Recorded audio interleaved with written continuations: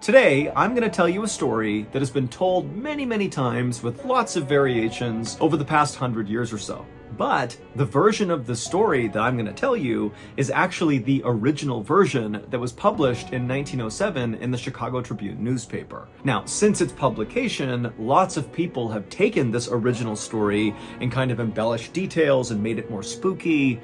But in my opinion, it's this original version that is by far the most terrifying because it really happened. But before we get into that story, if you're a fan of the strange, dark, and mysterious delivered in story format, then you've come to the right place because that's all we do, and we upload once a week. So if that's of interest to you, please offer to get the like button a nice fresh cup of coffee, but make that coffee using old hot dog water. Also, please subscribe to our channel and turn on all notifications so you don't miss any of our weekly uploads. Okay, let's get into today's story.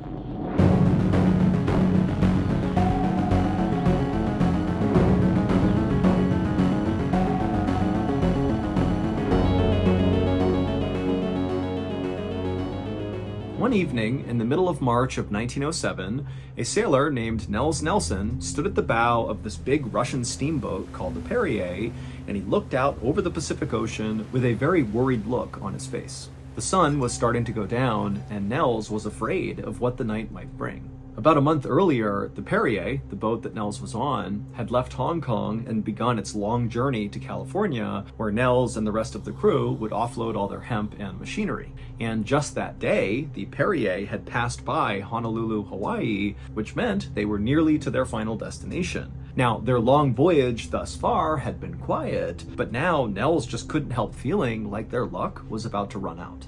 Nels had been a sailor his whole life. He was originally from Sweden, but he'd traveled all over the world, and a few years back he had linked up with the Perrier in Hong Kong. And now, other than the captain of the Perrier, who was a Russian named Kavinsky, Nels was the longest serving member on board the Perrier. And what that meant was Nels and the ship's captain were the only two currently on board the Perrier who knew the ship's dark secret. Now, Nels and the captain had not told anyone this secret and didn't intend to. Now, this wasn't something they planned, like they weren't trying to keep it a secret. Instead, it was just kind of this unspoken agreement that we're just never going to talk about this. But at the last port in Hong Kong where the ship was docked, the previous entire crew of the Perrier, minus Nels and the captain, had all deserted because of this secret. And so now Nels and the captain were left to kind of keep this information to themselves and go out and solicit a new crew to come on board the Perrier to go to California. But they did it without telling these people about this dark secret. And they'd managed to do it. Nels and the captain had found this kind of ragtag bunch of sailors to come with them on this journey, but as a result of recruiting basically anybody with a pulse who was willing to go on this voyage, the crew they ultimately recruited was kind of an untrustworthy, sketchy bunch. On this night, it was Nels's turn to stand watch, which means basically you would stay up and kind of patrol the boat and look out for problems or emergencies. It was just a way to make sure the crew was always safe, even when everybody was asleep. And even though Nels was not exactly thrilled to be staying up all night to stand watch, in a way he actually was kind of relieved to be in charge of this task. He figured he'd rather be awake and miserable than asleep and vulnerable. Suddenly, another sailor came up to Nels, and Nels hadn't heard him, and the sailor slapped him on the back and said, "Hey, how you enjoying your sunset cruise tonight?" Nels turned around and saw it was another crew member just kind of pulling his leg, and so Nels attempted to put on a smile and kind of go along with the joke and make it kind of lighthearted, but he was really struggling because he was looking off to the horizon and he could see the sun had nearly set. For the next couple of hours, Nels and this other sailor would stand by this railing in the cold night air, and they would just talk about, what they're going to do when they get to California and, what they plan to do with their lives generally, and just kind of small talk, normal stuff. And, for a little while, Nels did forget about all this extreme anxiety he was having about nighttime. But at some point, as Nels and this other sailor were just chatting away, there was this warm breeze that kind of came across the deck of the ship. Now, remember, it had been very cold all night, and so this warm air really stood out. And the second Nels felt that warm air, He knew his worst fears were about to be realized. And so Nels was so scared about what was about to happen that he just kind of froze. He couldn't even turn and tell his partner what was happening. And his partner was totally oblivious because his partner had never been on the Perrier before and didn't know the ship's dark secret. And so this other sailor just kept on blabbering away, totally oblivious. But then, as Nels is frozen to the spot with fear, from down below in the ship, where the crew was all sleeping, they heard this loud, guttural scream, like one of the crew members was being tortured or something. And right away, the guy next to Nels, the other sailor who had been with him, he stopped talking, because now he knows there's a problem. He doesn't know what it is, but obviously something's wrong. Now, Nels was still frozen with fear because he knows what's happening. He knows what's gonna happen. And so he was just standing there, and the other sailor is like, Nels, what's going on? We gotta go down there.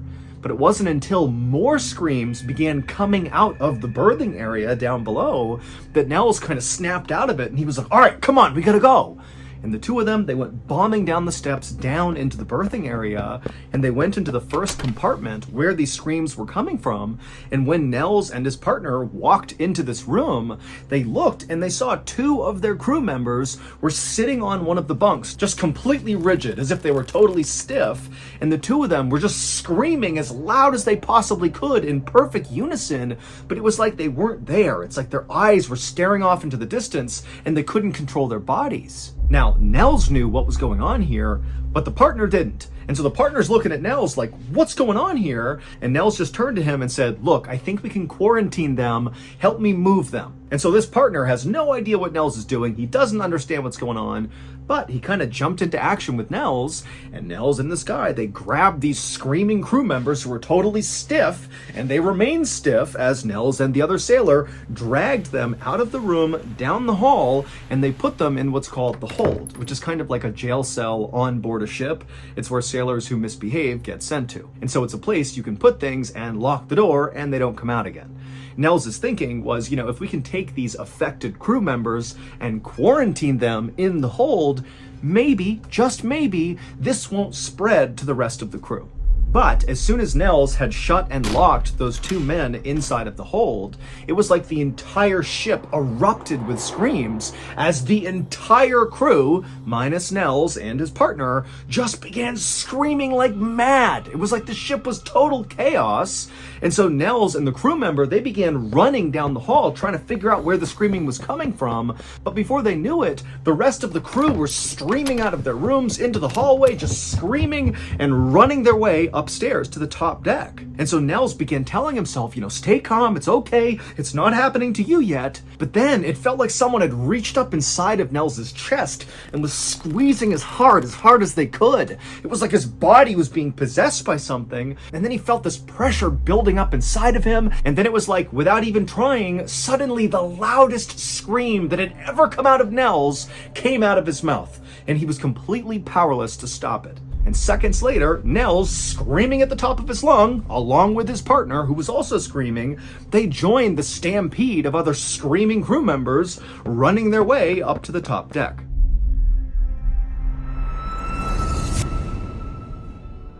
Thank you to BetterHelp for sponsoring today's video. Something a lot of people don't know about me is that before I became MrBallen, my life was actually in shambles. Following my exit from the military in late 2017, I really struggled to assimilate back into society. I had spent nearly a decade in the military, and so to suddenly be a civilian again was kind of jarring and confusing. I felt like I had no purpose anymore. But instead of actually trying to solve this problem, I instead just bottled up my feelings, and in time it made me miserable, angry, and totally depressed. Luckily, my family was very aware of how much I was suffering, and eventually they encouraged me to seek out a therapist. And I did, and honestly, I think it saved my life, because before that, I was going down a very dark mental path. Look, therapy is not a one-size-fits-all solution, but it's a great starting point for anyone who's struggling right now and doesn't really know what to do. Also, the new year is a great time to finally make the jump and give therapy a try. And one of the most accessible therapy options is BetterHelp. BetterHelp BetterHelp is a highly reviewed online therapy platform,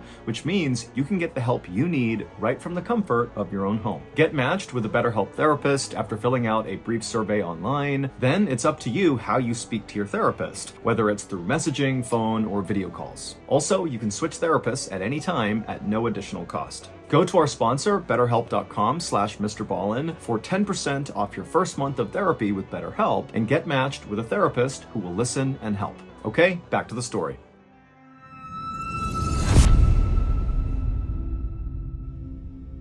And when Nels and his partner reached the top deck, as they were screaming and screaming and screaming, Nels looked around and he took stock of what he was seeing. Again, he's literally screaming this entire time and can't stop it. And he's seeing that's what everybody else was dealing with. There were sailors who were clawing at their faces, almost like they were trying to stop themselves from screaming, but that wasn't doing anything. Others were holding their throats, attempting to stop the screaming. Some others were running into walls and grabbing and fighting with each other. I mean, it was absolutely chaos. And so Nels, he's kind of taking stock of this whole situation, still screaming, and then he notices one sailor in particular, and Nels knew exactly what was going to happen.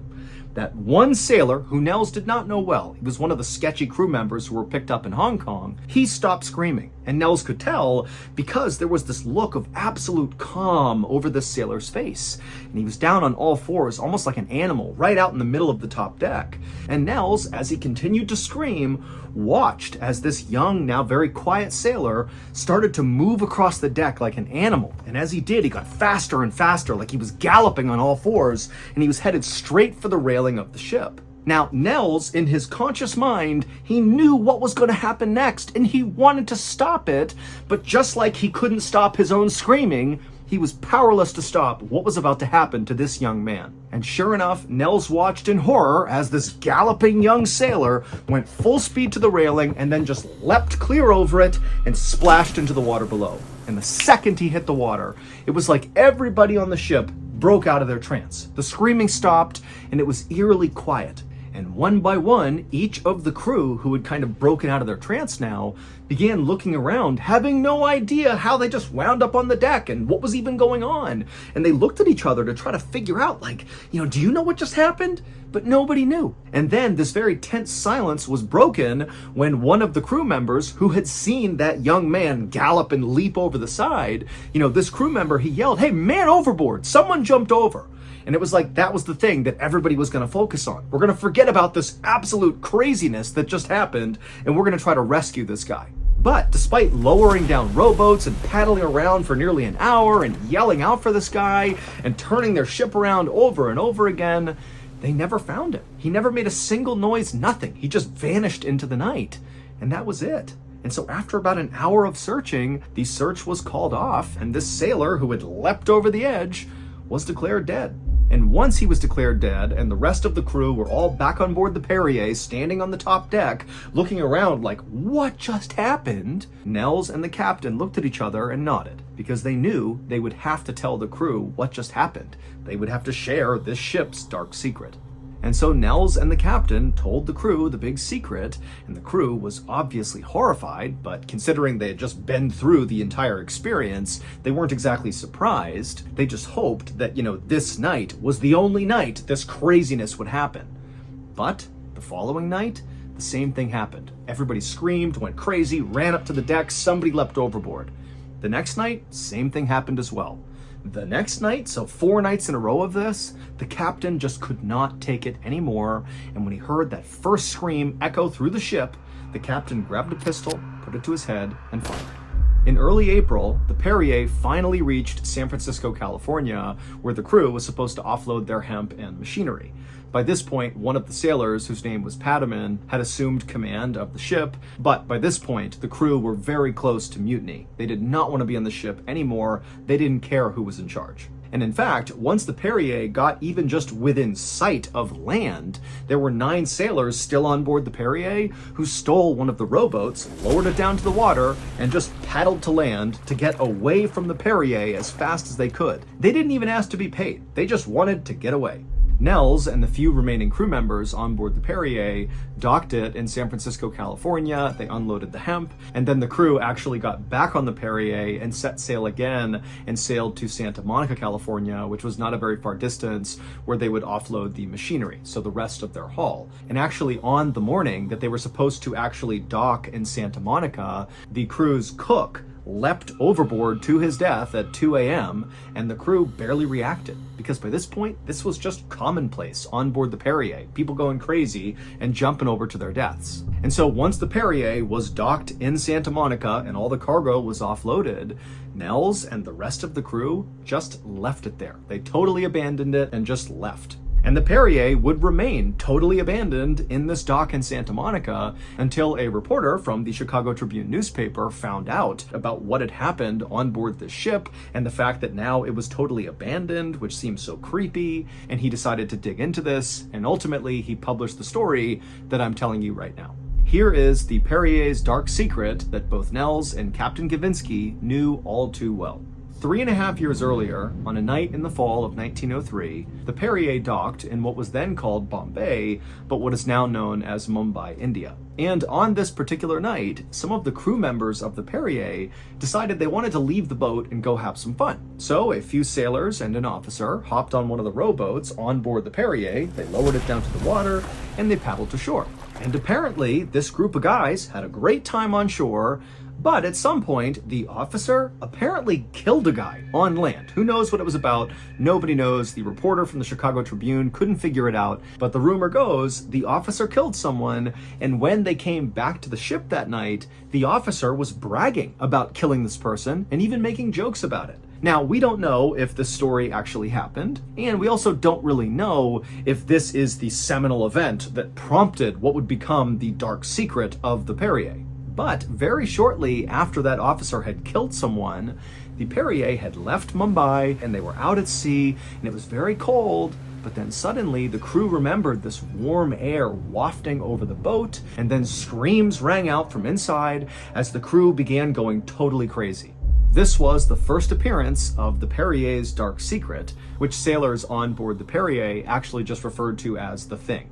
Nobody ever saw the thing, or felt the thing, or heard the thing. The only thing they experienced before all hell broke loose is a warm breeze would come across the ship, and then seconds later it was absolute pandemonium until one of the crew members died. And usually it was like the thing inhabited one of the sailors, like that young man who ran like an animal and leapt over the edge, and this thing would basically inhabit these sailors and cause them to take their own lives. Over the next few years, more crews would join the Perrier and go out to sea, and over and over and over again, this thing, the dark secret, would take over and many of the crew would end up dying. And so by the time the crew had come to port, the crew would totally mutiny and disappear. Nobody wanted to be anywhere near this ship. That was why Nels and Captain Gavinsky were the longest serving members on board the Perrier, because they were the only ones who were willing to come back. All told, the Thing, or the dark secret of the Perrier, claimed the lives of 23 sailors. 20 of them, after screaming like maniacs, suddenly just went quiet and leapt over the railing into the ocean and drowned, and the 3 others that passed away were the ship's captains, who all killed themselves. After the Perrier was abandoned in Santa Monica, California, it's unclear what actually happened to it, but we know it never sailed commercially again.